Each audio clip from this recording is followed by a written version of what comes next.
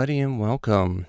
Got another exciting day here at Demo Day with Splat. My name is Brett. Happy New Year, Merry Christmas, Happy Hanukkah, Happy Kwanzaa, whatever it is you celebrated last month. I hope it was great. I had a great week off or so, and now we are back to dealing with COVID. Sweet. So anyway, some of you may be here because I was running a contest on my Twitter page or Twitter profile this week. And let me tweet out that this is happening right now. And that everybody should come check and get their entries.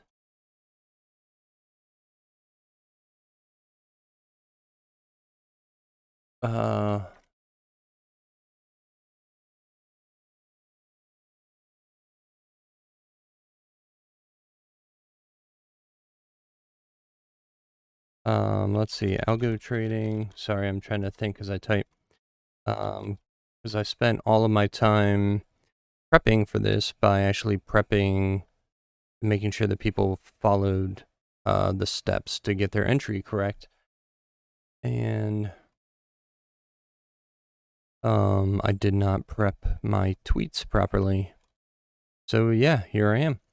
Let me finish this up. Crypto trading, cryptocurrency. I feel like I should ask. I should say I'm relatively a novice at using Twitter. I've pretty much hated Twitter ever since it began. I know about it, and I've been around it, and I see other people using it, and I see tweets daily. And so I'm used to people throwing in hundreds of thousands of hashtags, but then I see lots of other people using absolutely no hashtags. And so I kind of wonder if my idea of Twitter with using many, many hashtags is dilapidated and no longer in style, and if people really just don't use hashtags anymore. But anyway, let me know. Maybe somebody knows better, and you can help me out. Use Twitter better, because all I do is basically try to promote this live stream with it. Let's see, I think that's good enough.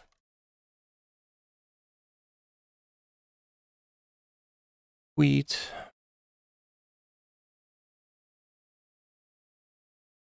I should have added Node.js on there. Whatever. Copy link to this tweet. Let me send it out into oh.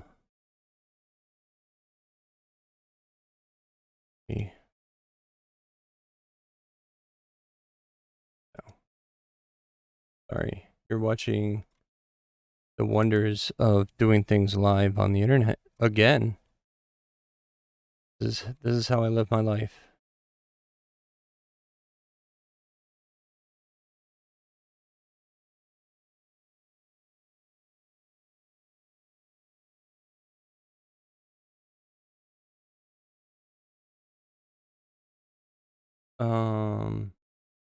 This into the main Superalgos. All right, and there we go. Now I can get back to this. So yeah, I was just going back through. Here's my contest tweet. I'm doing this all manually. I realized that I should have been using an app to track this. I do think that there are some free options out there. I will probably use it another time. But yeah, I've been trying to compile all this manually. Oh, and the beer intro. Man, I'm getting way ahead of myself. So I am about to open up a Tired Hands Strawberry Milk Stave IPA. It is oak fermented, can conditioned. It's an IPA, naturally soured, bright and hoppy milkshake IPA, brewed with a heavy amount of fluffy oats and lactose sugar, hopped and dry hopped intensely with mosaic and citra, fermented entirely in French oak fodder, fodder, I think it's pronounced fodder, with our magical mix culture, conditioned in oak, atop heaps of fresh strawberry puree.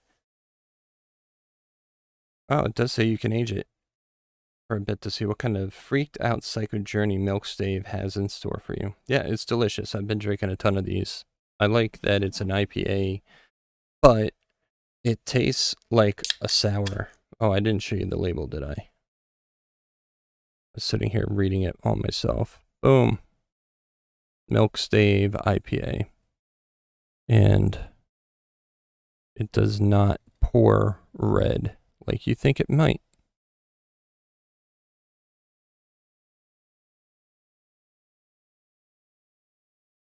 But it does pour delicious. Cheers.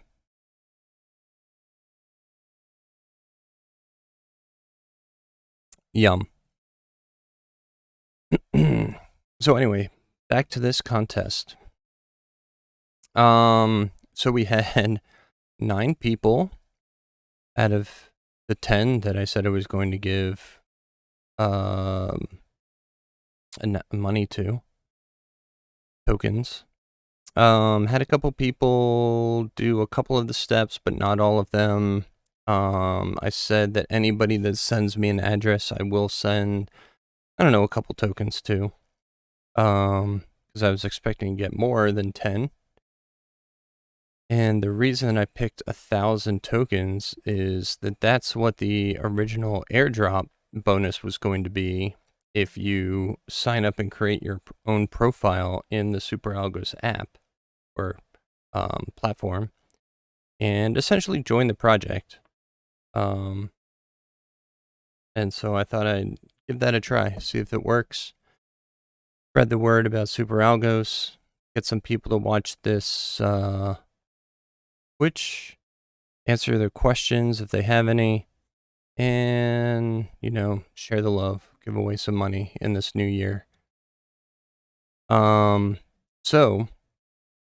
I started compiling a list here of who retweeted, who followed me, who followed Superalgos. And it looks like we only have 1, 2, 3, 4, 5 people who ended up following me. And we have a couple more, 1, 2, 3, 4, 5, 6, 7, who followed Superalgos. And 1, 2, 3, 4, 5, 6, 7, 8, 9, who retweeted. So I think we have, I'm trying to figure out who I'm missing. I think this is one of them, Arizayadi, who followed, where are you? There. So he followed Superalgos, but did not follow me. So let's see, that's 1, 2, 3, 4, 5, 6, 7, 8. So I'm still missing one. And Rahul, I think this guy might be a bot. I don't think he followed me or, oh, wrong button. Follow. Yeah, he didn't follow me or Superalgos. So that's a no go.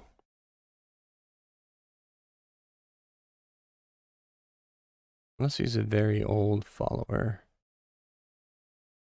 And his name hasn't loaded on the page.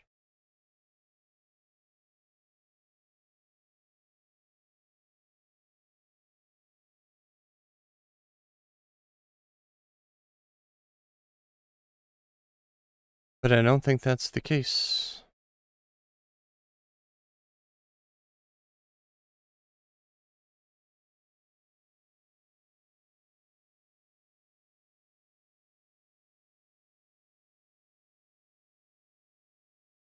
No, not getting anything.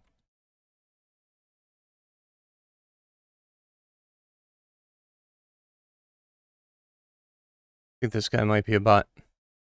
Let's see. Oh, reset this because it's freaking out over here. So where's this Rahul person? So this Aditya did not follow me. Sharon. I have no idea if I'm pronouncing any of these names correctly. I hope I am. But most of these people did follow me. Here's this Rahul. This guy. In Travel Giraffes. Looks like he's all in on NFTs. I don't know. Maybe he's not a bot.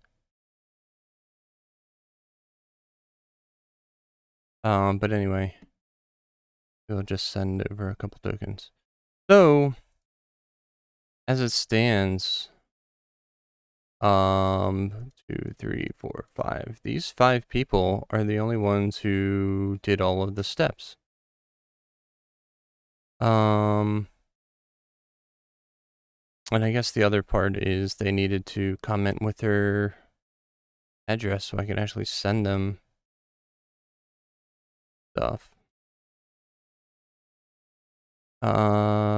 This was one.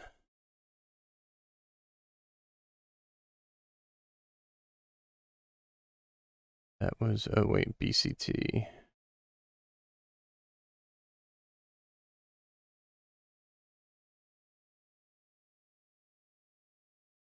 And I'm sure this is pretty boring for all of you, but I just want to make sure that I have this all documented. Show you that there's nothing weird going on or whatever. I am actually literally doing this by hand, and I hope I don't mess it up. Those Excello, and then here's Novaris.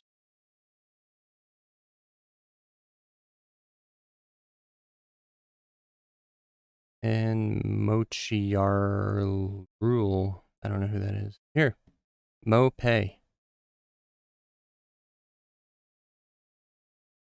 And some people had some nice things to say about the project, which is cool, because that's what it's all about. Get more people involved. So these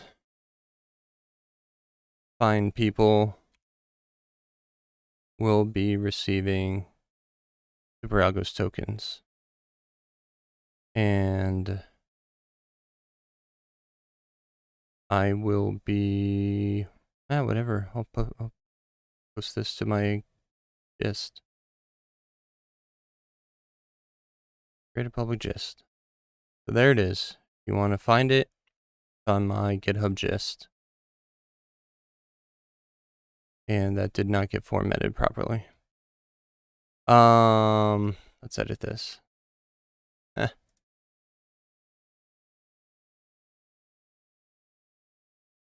I hit insert by accident.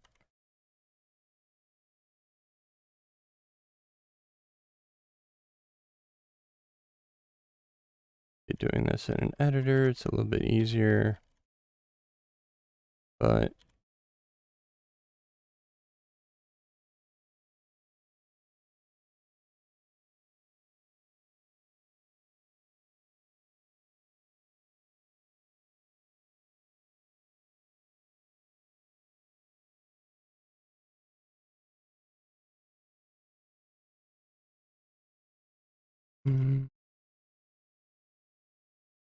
all right, and that's it.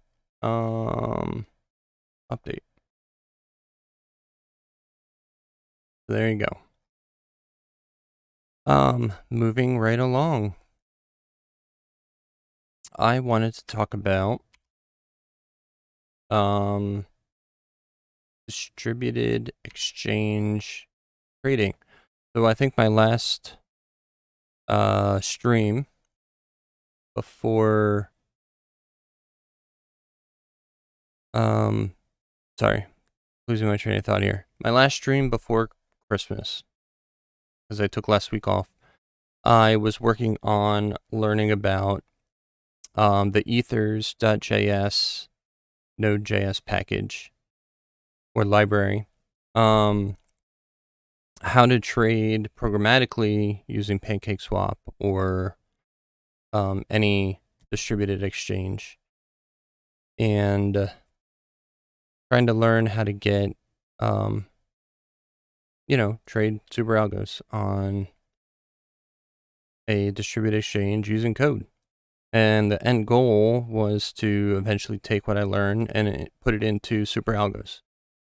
So I did get the bot working. It does run into errors every once in a while. Usually it is something to do with the exchange, with the Binance chain itself. And I don't have a whole lot of error handling set up because it was really just a proof of concept. And so it dies. But if you want to run this, you can. If you want to take the code and make your own bot off of it or whatever, learn from it like I did, go ahead. It's up on my GitHub. And you can see I started with another bot that came up as, top hit when I was just searching for PancakeSwap bots.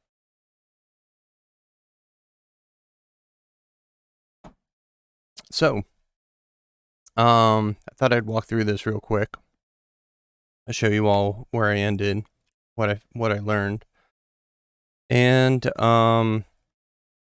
figure out how to get this to work in Superalgos. So I did learn about a couple of cool packages, which I had not. I'm pretty new to Node.js, so I don't really know a whole lot about the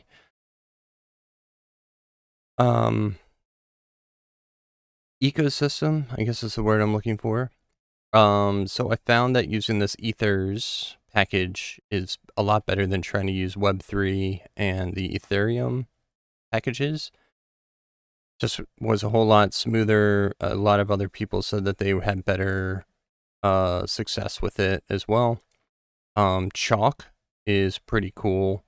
Allows you to change the colors on the command line of your logging output and things like that, which is pretty neat. .env lets you read in a .env configuration file. You can set up your secrets and things without putting it into the code and without worrying about uploading it to GitHub. If you set up your git ignore properly, which you should, very first thing you do all the time.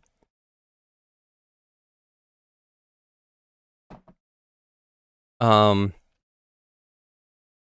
then this Aura package, which creates a cool little spinner.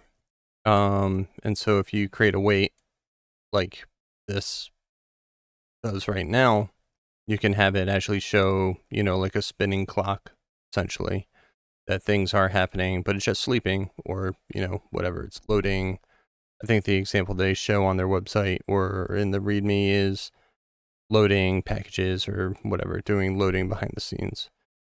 And then I found out about these Abi files, which was kind of interesting. I still don't fully understand what they are, but they are essentially a listing of functions and other things, events, that are created as a part of the contract when a token or something is created, a contract is created.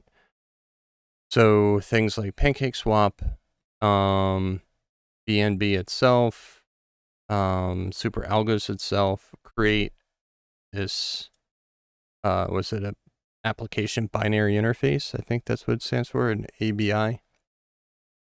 Which basically kind of defines some functions that you can do with on the blockchain. Pretty cool. So here's where I set up bringing in my configuration files, setting up some other variables. I'm loading your wallet or my wallet using the mnemonic, the 12-word basically passphrase for the wallet itself, which is unique and should be treated, and it is a password. This is basically your wallet. You should treat it with the utmost importance and care. The token in, token out are the contract addresses for BNB, and in our case, Superalgos. I found that I needed to use the JSON RPC provider instead of the WebSocket provider because I was trying to wait longer than 60 seconds in between trades and in between, querying the blockchain. So my connection was timing out and causing errors. But with the JSON RPC, I'm not trying to keep a constant connection like I am with a WebSocket. So this works a lot better in this case. There may be other use cases where you want the WebSocket, like in Superalgos when we're trying to pull data every minute and check to see if we're making trades and, getting candle data, essentially, so on and so forth. Excuse me. You can see these ethers are part of the ethers package. You create a wallet from the mnemonic, and then we connect it to the provider. And our provider is this JSON RPC. And this essentially creates your signer also. If you are looking around at documentation and you're seeing like, oh, you need a signing account, this is what creates the signer.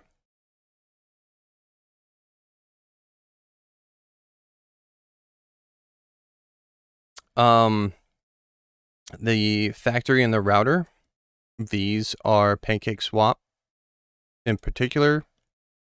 I'm using the PancakeSwap ABI JSON, which you can pull yourself from BSC scan. Where did I find this? So this was in Pancake Swap.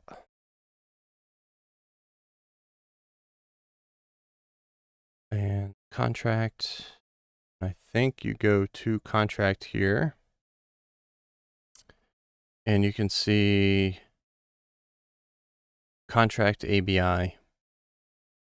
You can export it, but you can also just copy and paste it. So what I did was basically took this, put it into a JSON file, included it in this repo, just so it's all in one place.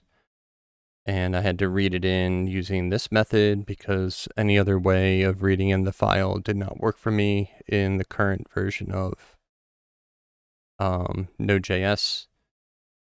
And I ended up having to do all my imports this way because that's the way that they would work with my current version of Node.js. I don't know why all the examples show people doing it different ways, but I kept getting errors and this works.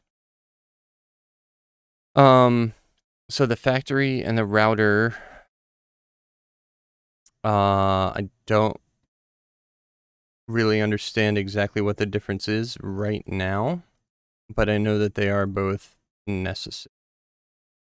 This one, the BNB contract, I can probably delete. I don't even think I used this ERC constant anywhere because I stripped out a bunch of other code from the repo that I cloned to get this, or forked to get the base to start with.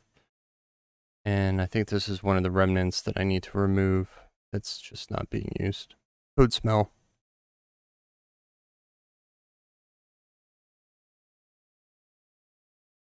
So I made a quick check balance just to make sure that there is BNB in the account. We have our buy action, which calculates a minimum amount of SA token in our case that we want to buy, including the slippage, which I think turns out to be 1.5%. Can't remember.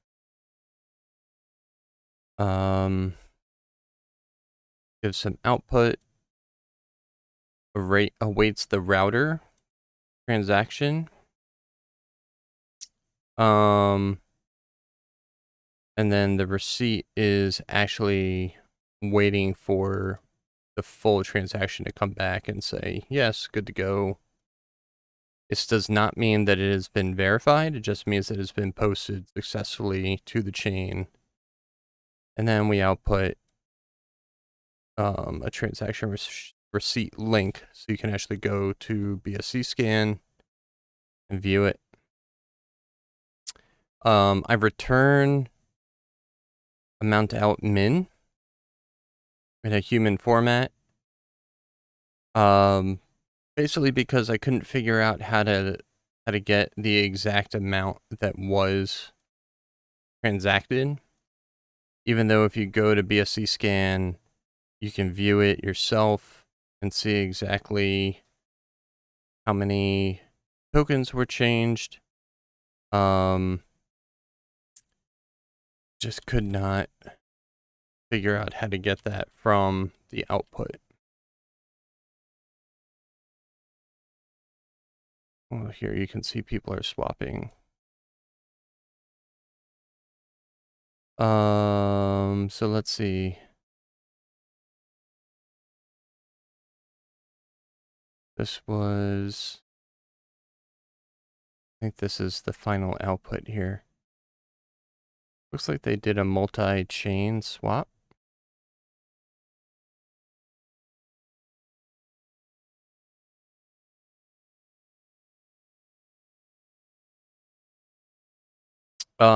But anyway, you can see what I'm trying to show is that you can see all these specific values, and I have not figured out how I can get these specific values back out. So anyway, that's something to work on. The downside of this is that every single trade, whether or not the price goes up or down, my resulting flip, if I just bought, my resulting sell, is like 1.5% lower, whatever the actual slippage value is. And then it just keeps going and going, decreasing until all of a sudden it just, essentially stops because there's no money to actually transact, even though I have plenty of BNB or Superalgos tokens. So anyway, this is definitely a work in progress, or, like I said, just for educational purposes. So then we sell, it's essentially the same. You can see here, we use swap exact ETH for tokens, and then Binance Smart Chain is BNB, but on the chain, it is essentially ETH.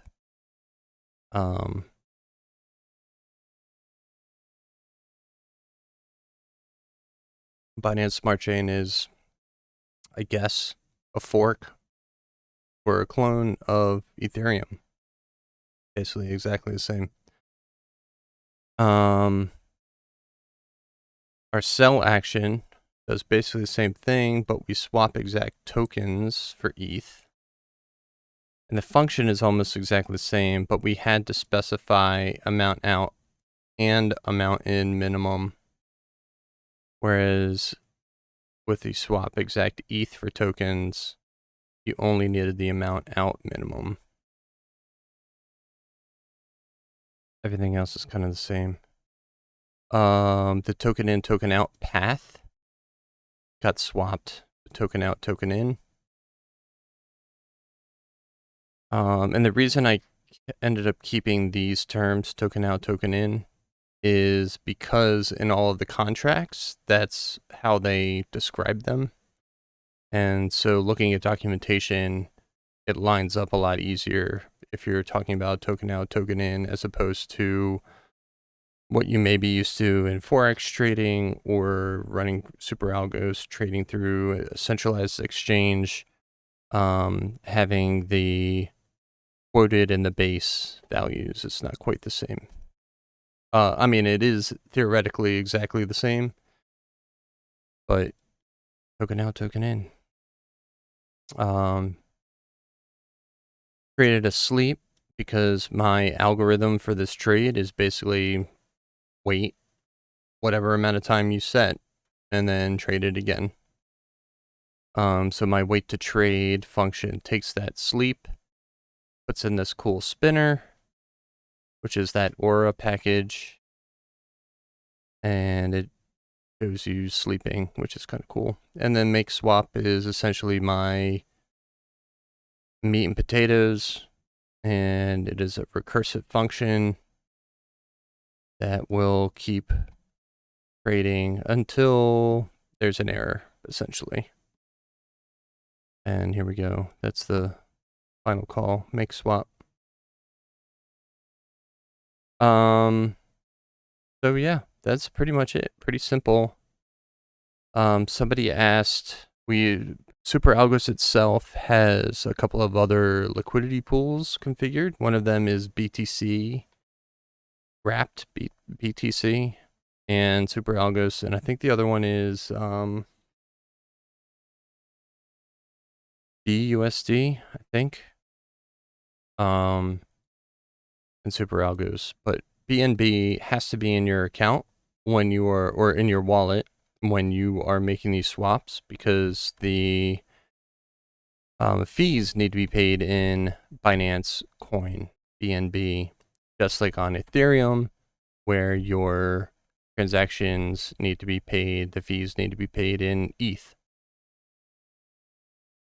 So that's the way that goes. So anyway, now I was going to try and figure out what I need to do to get this to work, or start planning out how to get this to work in Superalgos. The one thing that I started looking at is, let's see, we're going to need a data mine because we need to be able to act upon candles that are happening or other indicators that are being calculated.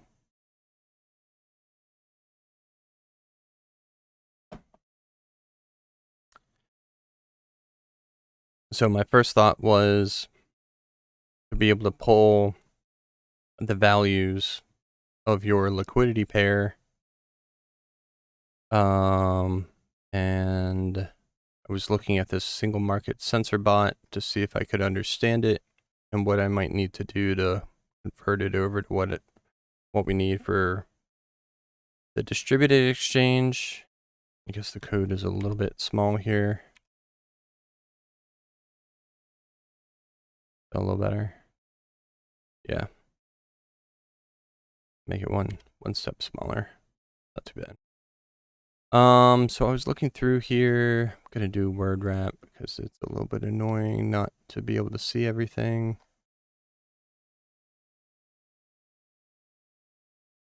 I guess another thing I could do. So let me node setup. No shortcuts.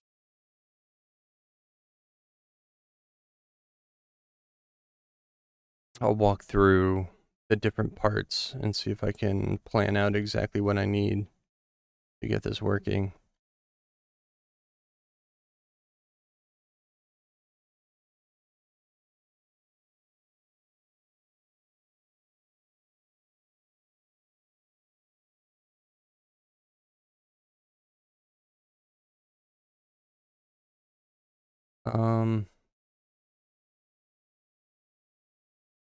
See.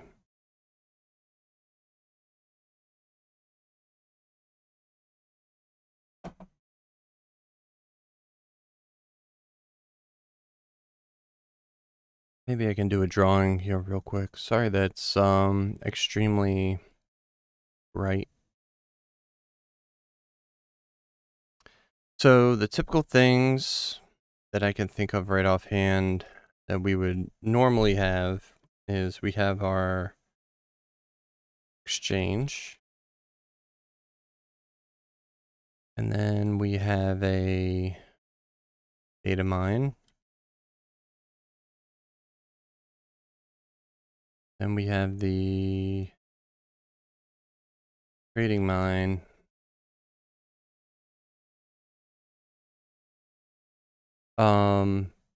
This exchange is going to be Pancake Swap to start. The data mine is usually API calls that go through the exchange to get historic OHLCVs. I have not looked at Pancake Swap, but I don't think that there is any way to get historic OHLCVs directly from them. But we should be able to query the blockchain itself.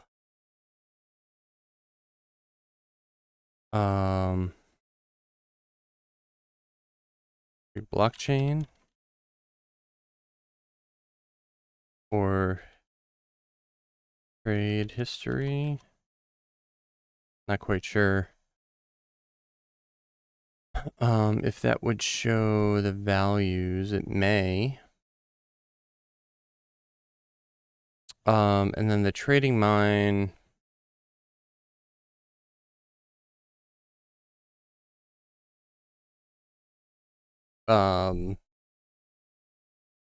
Pulls in change config.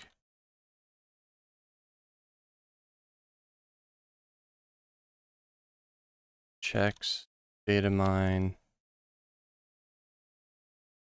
Outputs.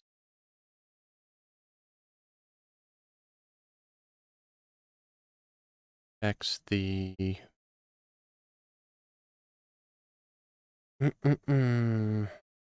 the trading system. And this is still going. Just waiting for the install to finish.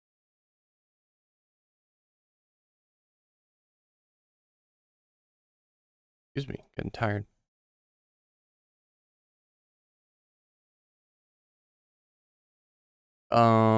I think we should be able to get the current liquidity.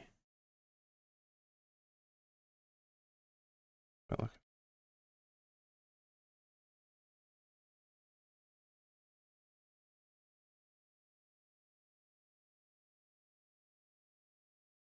wow. Not sure we would get the current liquidity pool swap value.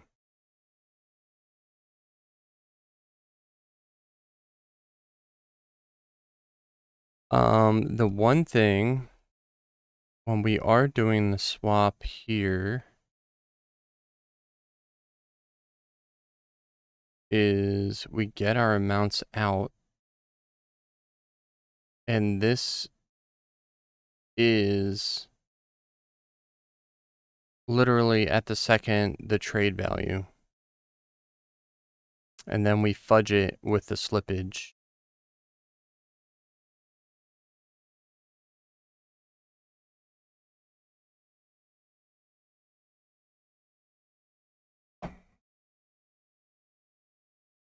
And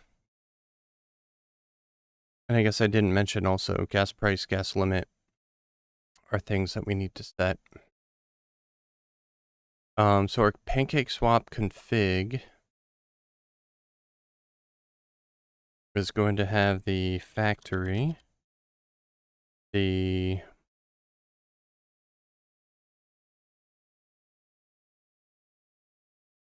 router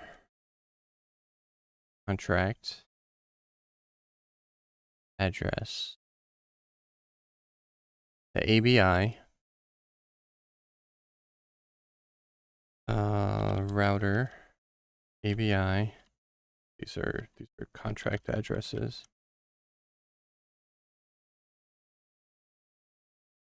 I think.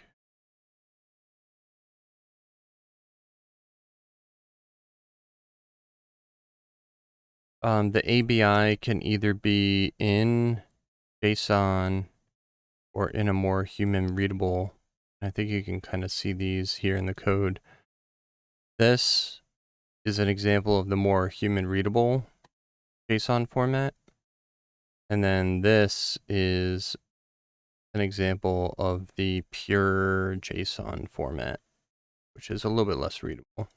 Same exact information. This is much more like, regular code defining inputs and outputs.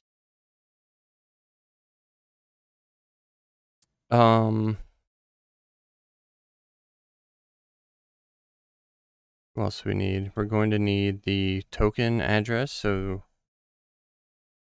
token in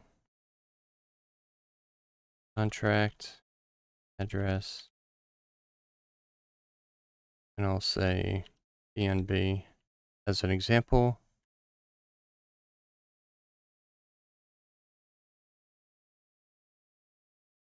And then token out contract address. That's going to be Superalgos, for example. You're going to need your wallet. So we may just make it a configuration. Probably easiest thing to do to just make that a part of the configuration. It's going to have to get passed through to the test server running on the node. So if you connect your wallet in the browser, that may work if we can then pass information about the wallet back. Maybe exactly the same as typing it in yourself. So wallet, say private key for Onic.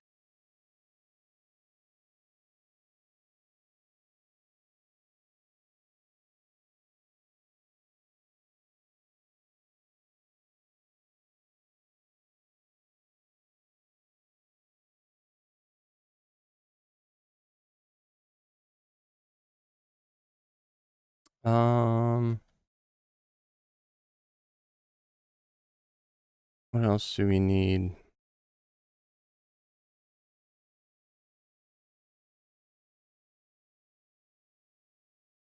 I guess we could say slippage. So this recipient, your address, you can actually get this from the wallet when you make your wallet. Because you can just say wallet.address and it'll show it to you, or it'll, put it in the code. So that doesn't need to necessarily be configured.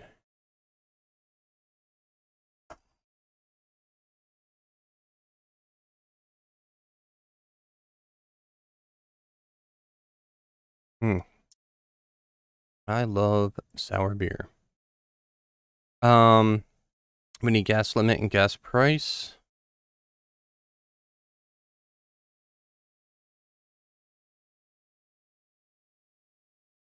Which could basically be constants because Binance Chain doesn't change that often and it's basically pretty inexpensive. These transaction fees are all pretty low. And I don't even know if there is there is a gas tracker. You can, and it's always basically at 5 Gwei. Way? People say Gwei? Yes, people say Gwei. But anyway, you can basically set 5 as default. We may probably be a good idea to set that as what did I have?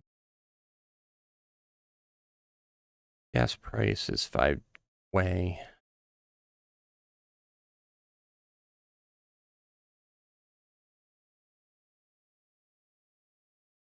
And the gas limit, I think you can set that at like 500,000 or something.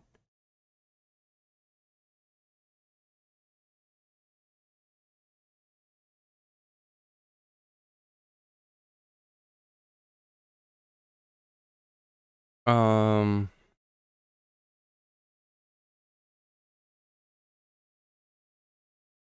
what else do I want to see on here? I don't think. Wow, somebody put 1,000 G-Way? Why? It's a waste of money. What else do we need? Desmin liquidity was because the original bot was a sniper bot that can be removed. Trade interval is because we're sleeping for amount of time in this script. And wallet minimum was if you wanted to not burn through all of your BNB, you could set a minimum and it would stop running it once you hit that minimum. I set it to 0. Oh, and slippage. The other thing, slippage could also have a constant or a default value.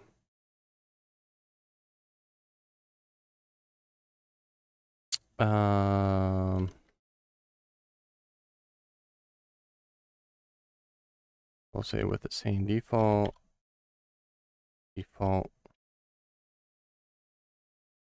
because they should be. I think that's it.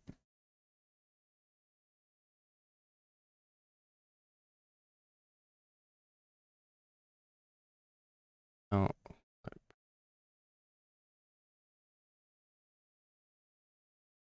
that's it. But then once we've connected, I guess the other thing is WebSocket. WebSocket or JSON RPC address, same default.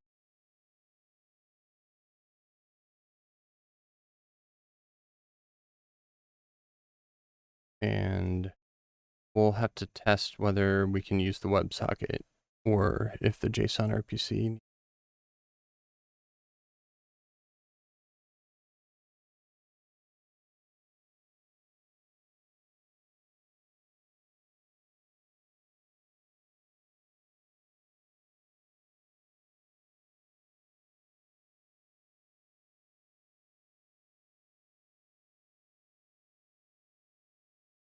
So then the data mine.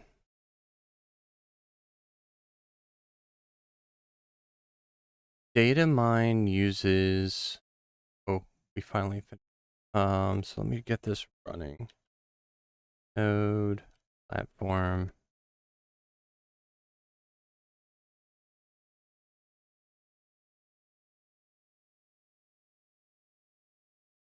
And now I can walk you through it in Superalgos itself.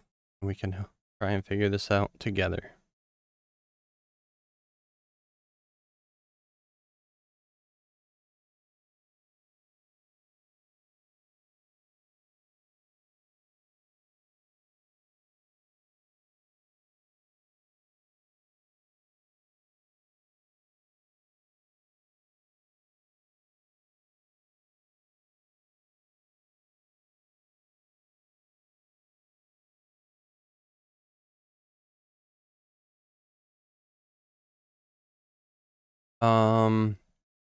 We have our crypto ecosystem. These are our exchanges. This is where we set all the config parameters. And this API block, I believe, is used exclusively for CCXT.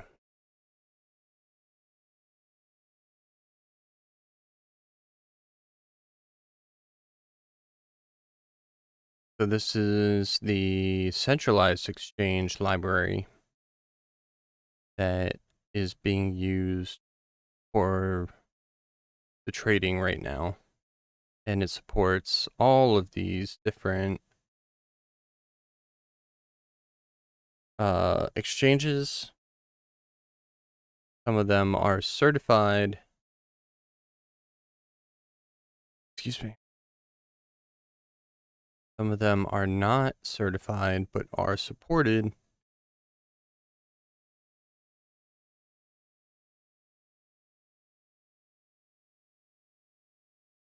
Beer is making me a little bit gassy this night.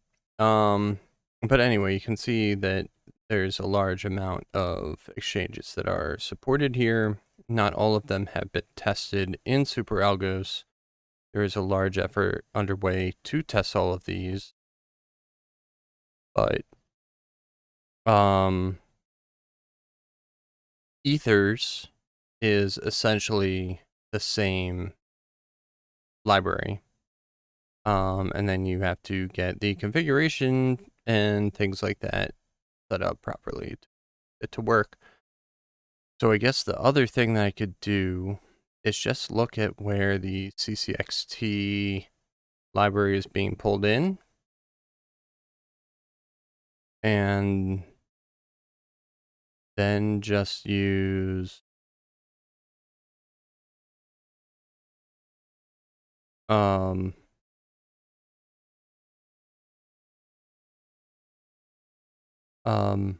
sorry, what am I thinking? And then just use ethers instead of CCXT to do this stuff. Good idea. Ab Trader. Man, I haven't even seen these. I wonder if we could get it Superalgos listed here.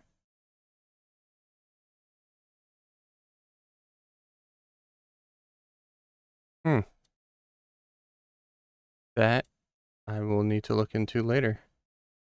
Anyway, back to Superalgos itself.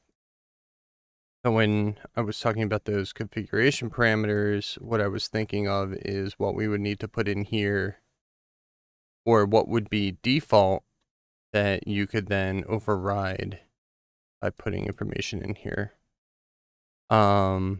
The user keys account exchange key. This is where your secret for connecting to Binance would go. I wonder if we would want to make a wallet mode. Look at account key. Excuse me. Man. Sorry. Kids do not allow me to get a lot of sleep. Anybody out there with kids, I'm sure you can understand what I'm saying.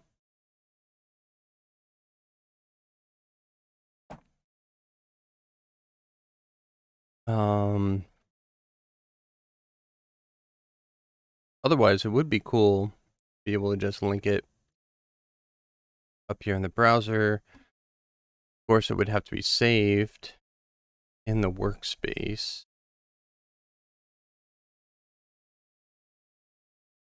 I don't know. Something to think about.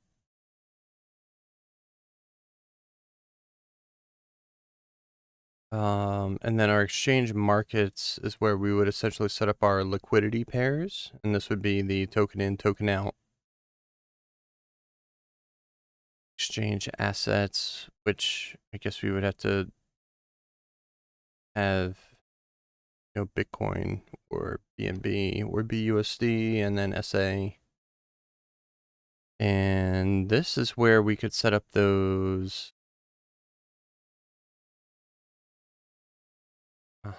This is where we could set up the contract. All right. So let me note that.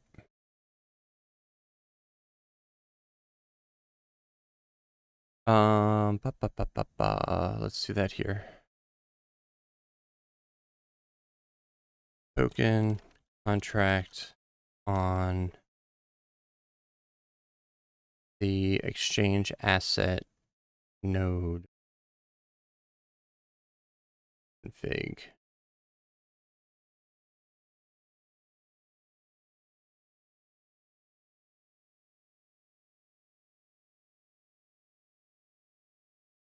And then the other one I noted was, and it's hard to, why did that not give me a different, nope.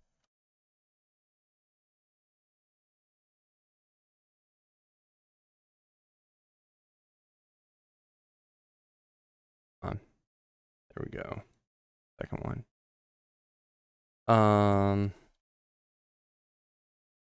Wallet mnemonic on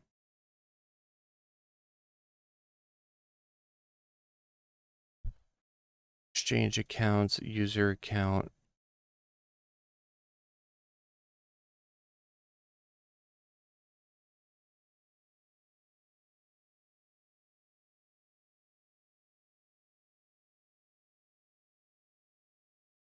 On a similar node.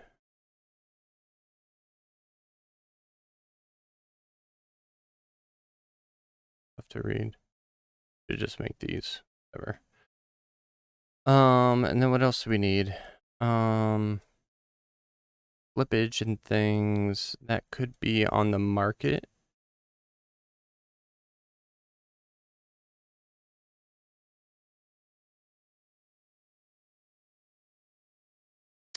Or just on the exchange itself. Yes, gas. Everything else I think can go on the exchange node itself.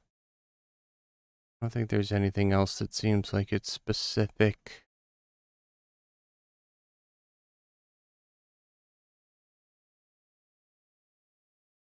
Yeah. We just put it on the exchange itself.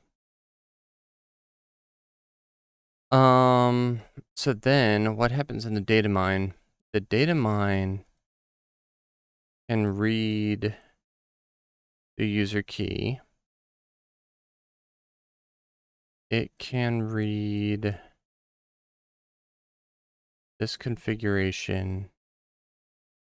I believe I remember that.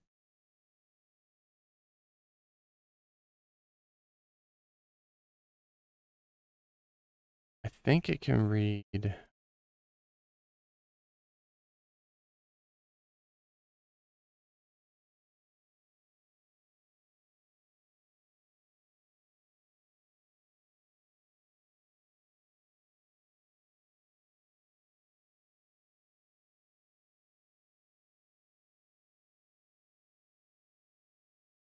this a different way. When I was looking at Kraken, pull up the docs.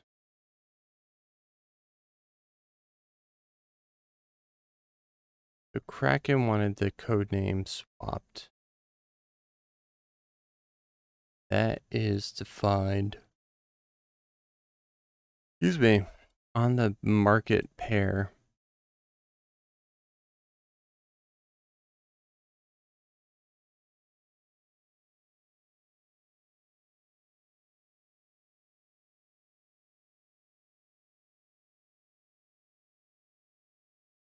User assets. So this would be cool to get this to actually work and to be able to pull in the tokens that you have available in your wallet. So let me note that.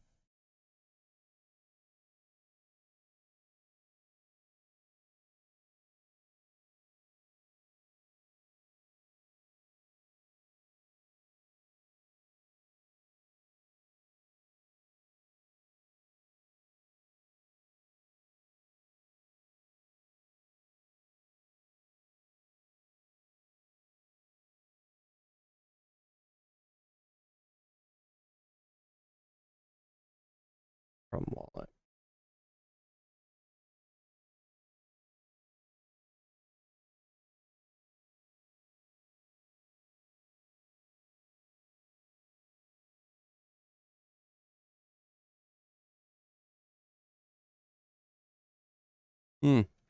Excuse me.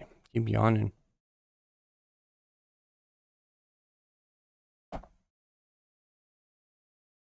So what else do we need in Superalgos? The data mine. That's what I was looking at. So the data mine itself, I think it links to the market. That links to the exchange.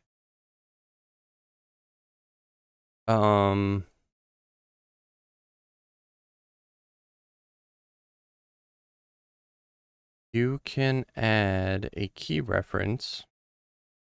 We will probably need to add a wallet reference.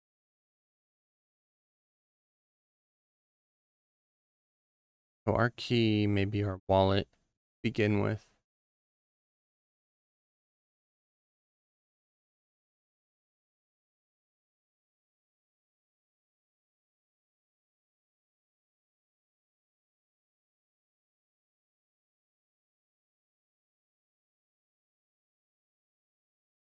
I'm not sure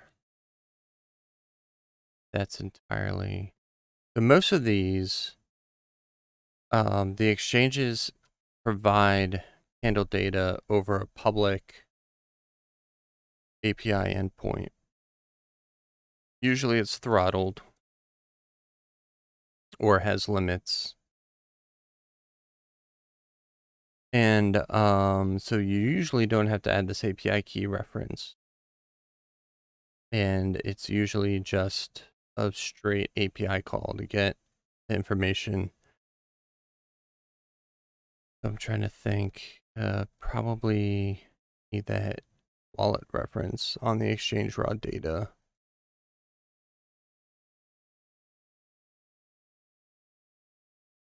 No, I didn't want that. So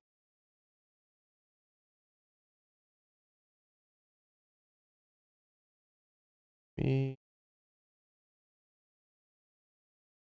what shape do I want? Oh, cool. Put it right there. So we will need a wallet API key reference change raw data node.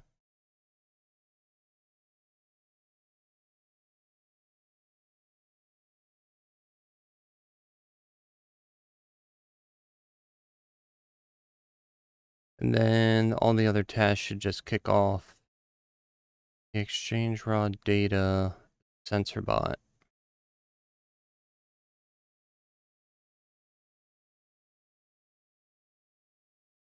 So yeah, this is a reference specifically back to, let's go back to VS Code here.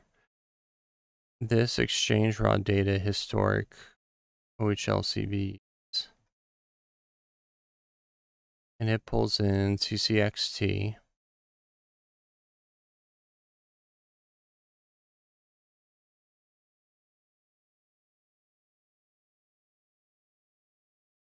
And so this is probably what I need to duplicate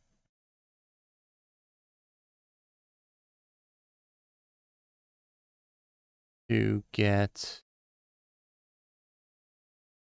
figure out how to get candle data, market data from the blockchain or from PancakeSwap itself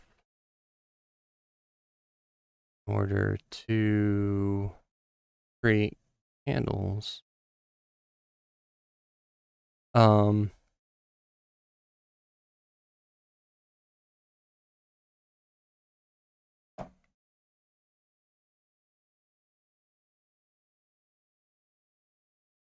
So this I probably, as I was just saying, need to duplicate. And I need to get rid of all these callback functions because that's not how you do a single wait in Node.js anymore.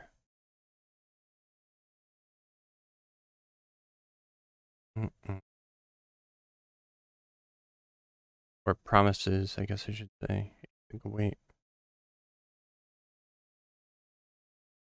Anyway, so that looks like a good way to start, is at least being able to pull data.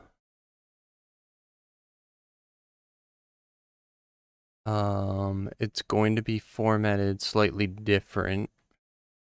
I may have to calculate in here OHLCVs.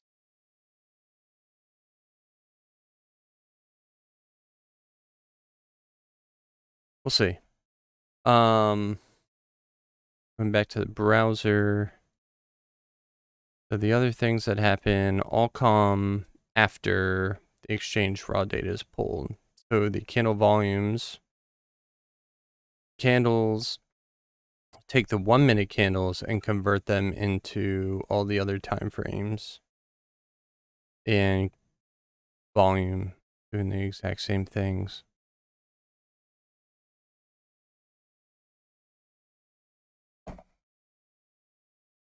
And then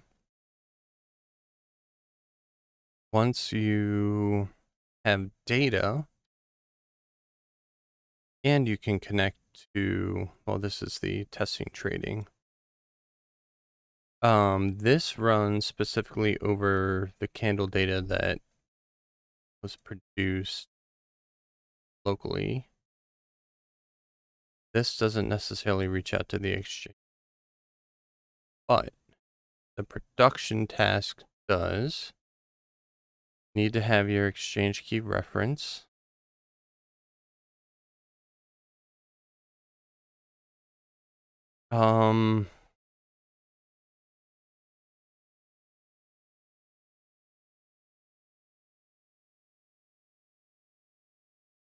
Yeah, I guess, because this is what is placing your buy and sells. The separate process running. Okay. So yeah, this is buy sell. Um,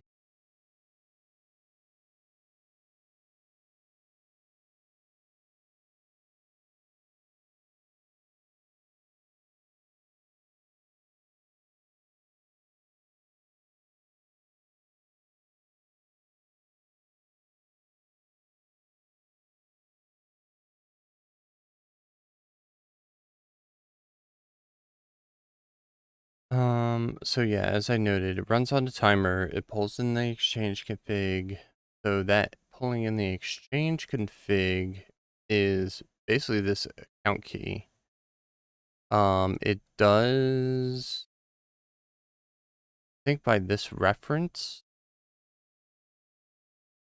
I believe, let's see, I may have, do I have the, here, I don't think I have. Well, here, I was doing an OKX, if this loads, to show you some different exchange configuration that I was working with. And I believe gets read in at the start. I had to make some modifications to this. I was trying KuCoin also. Oh, and I totally deleted it. Really?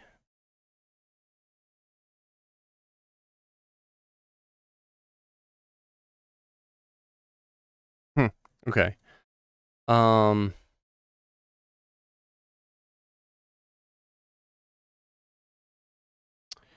so this is specific API. This is specific to the historical HLCVs. And we can see that in the code.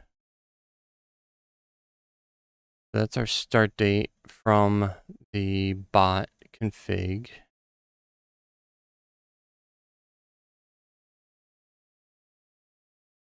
This doesn't have word wrap.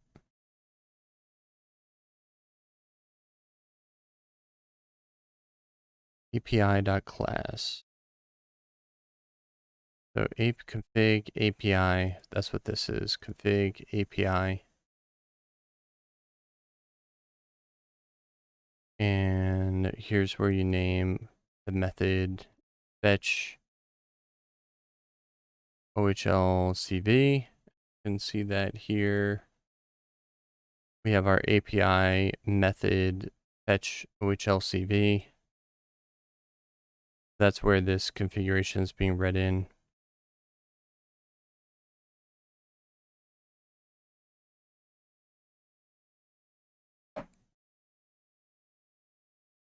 You can set a couple of other parameters. Rate limit, host name, fetch type. And then I added in this cool options.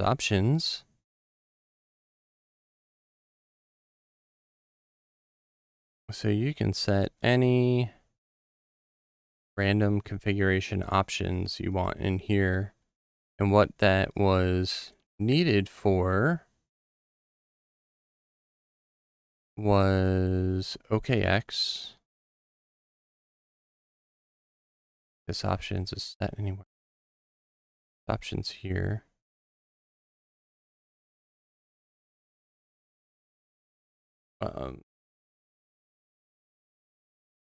Options is an empty library. Dictionary or JSON object. Let's see, and then the rest of it is in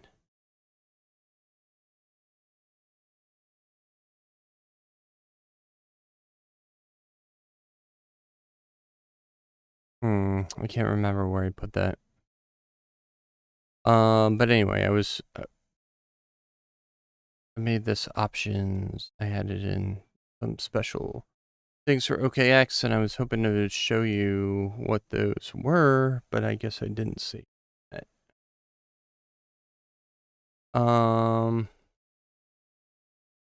But these specifically get set for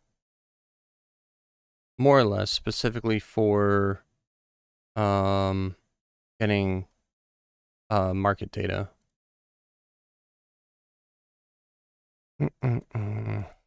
And then when you were making your trades, you need your exchange key.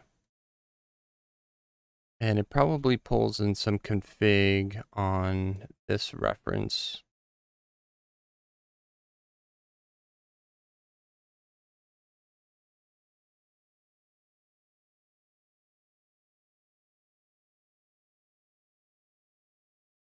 I guess I don't know.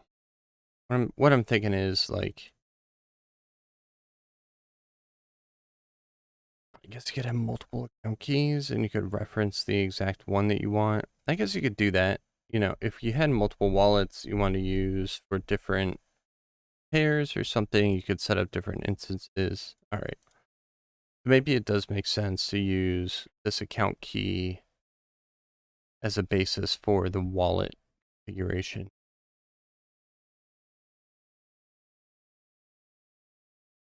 The mnemonic or the private key.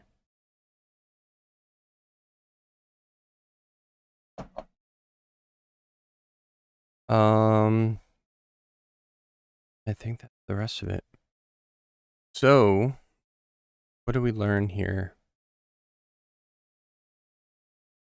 Account key reference on the task.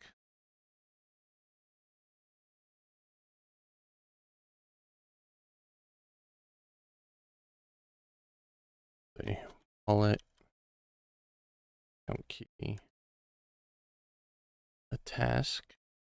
Because when you're doing the back testing, forward testing, paper testing, may not necessarily need your wallet. Well, I guess if you're pulling from, it's a thing. As long as you're connecting to the blockchain, you're going to need your wallet.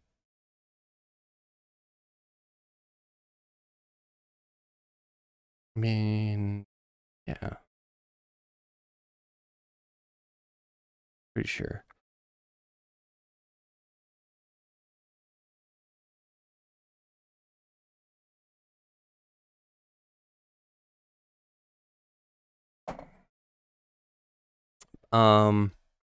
Anyway, I think a good way to start to basically find where CCXT referenced and swap it with ethers.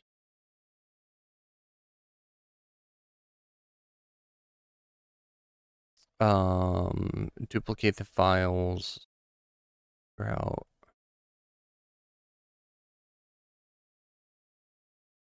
So there is an existing Ethereum project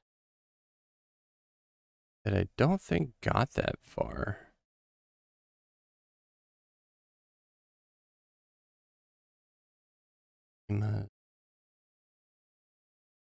Why?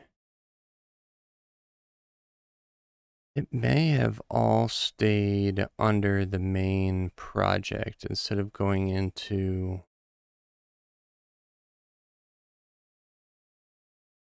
platform, Web3 server. Don't.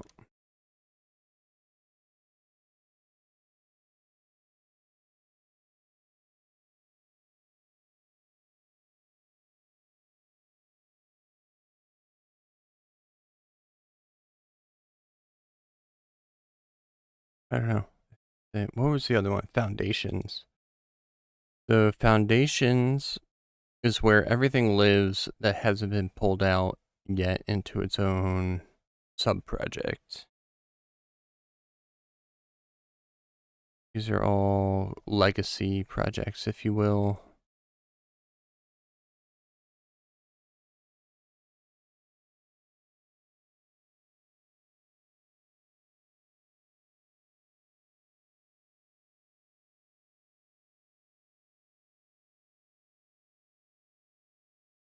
I don't know. I don't know what I'm looking for right now. Anyway, I think that's what I'm going to start with, is tracking down the CCXT references for the data mine and the trading mine, trading tasks. Algorithmic trading, yeah. Everything's under algorithmic trading and the data mining. These two projects. Figure out what needs to be changed to work with ethers.js. And then all of this should work on Ethereum as well. And so you'd be able to trade, I think PancakeSwap was a fork of Uniswap, if I remember correctly. And so anything that works on PancakeSwap should also work on Uniswap. So we'd essentially get Ethereum DEX swapping for free if I can get PancakeSwap to work. Cool. I think that's it for me for the night. I hope you enjoyed project planning with me. I didn't go through making tickets. If you're used to project planning, software project planning at all, but I think I have a pretty good idea of where I'm going at this point based on this little infographic that I was making, flowchart. So